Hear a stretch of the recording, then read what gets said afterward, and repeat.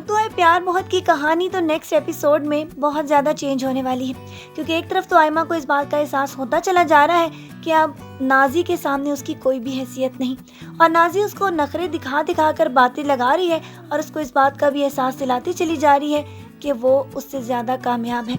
जबकि उसकी सारी बातें सुनने के साथ साथ उसकी वालदा जब उसके रिश्ते की बातें शुरू कर रही हैं तो आयमा को बहुत अफसोस हो रहा है। इन लोगों के लिए उसने क्या कुछ नहीं किया, और अब दौलत आने के बाद ये लोग इसको कितनी सारी बातें सुनाएंगे इसका तो उसने कभी ख्वाब में भी नहीं सोचा था।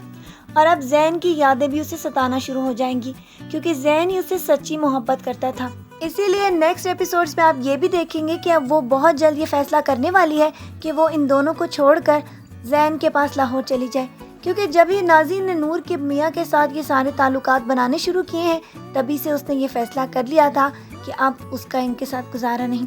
जबकि नाज़ी अपने बॉस के दिल में सही तरीके से उतर चुकी है और वो अपनी बीवी नूर को छोड़ के इसको अपनाने का फैसला कर रहा है। इन लोगों को तो लंच करते हुए भी इकट्ठे नूर ने देख लिया था, और उसके बाद तो इन दोनों के दिल में जो बात है वो सब कुछ उसके सामने आ चुकी है, और अपने मियाँ के ऊपर जो शक था वो अब सही साबित हो चुका है। जबकि आप ये भी देख चुके हैं कि अब फाखिर भी इसी की एजेंसी में काम कर रहा है, और वो हर मुमकिन कोशिश करेगा कि बॉस से किसी तरह नाज़ी को बचा सके और नाज़ी को इस गलत फैसले से रोक सके, लेकिन इसकी कोई हैसियत ही नहीं, इसीलिए नाज़ी तो इसकी बात सुनने से इनकार कर देगी। लेकिन नेक्स्ट एपिसोड्स में आप ये भी देखेंगे कि ये इन सब के लिए बहुत बड़ी कुर्बानी देने वाला है, जिसे ज़ैन और आयमा भी सराहेंगे।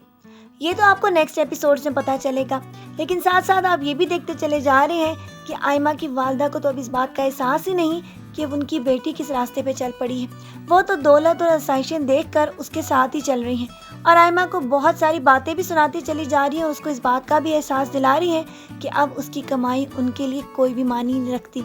उनके लिए तो जो आसाइशें उन्होंने अपने लिए सोची थी वो उन्हें मिल चुकी। इन लोगों की अमारत तो एक तरफ, सोनिया अब ये फैसला कर चुकी थी कि वो आयमा से मिलकर उसको इस बात का एहसास दिलाएगी कि वो ज़ैन से मोहब्बत करती है, लिहाजा वो ज़ैन के रास्ते से निकल जाए।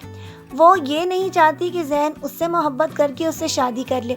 आयमा को जब ये पता चलेगा कि ज़ैन ने इस हद तक उसके साथ कॉन्ट्रैक्ट करने की कोशिश की थी ताकि वो अपनी आयमा के लिए घर हासिल कर सके, तो फिर उसके दिल में जो जगह बननी है अब वो और बनती चली जाएगी, और उसको इस तरह एहसास होता चला जाएगा कि ज़ैन उससे सच्ची मोहब्बत करता है। जबकि रूही की सारी साजिशें एक तरफ धरी की धरी रह जाएंगी, क्योंकि वो जितनी सारी कोशिश कर रही है कि मोहसिन साहब अपनी बीवी तलत और बेटियों से ना मिले, वो उतनी ही ज़्यादा नाकामी के करीब होती जा रही है, क्योंकि नाज़ी जब उनसे मिलेगी तो उसके बाद वो उनको खुद ही अपने घर ले जाने वाली है,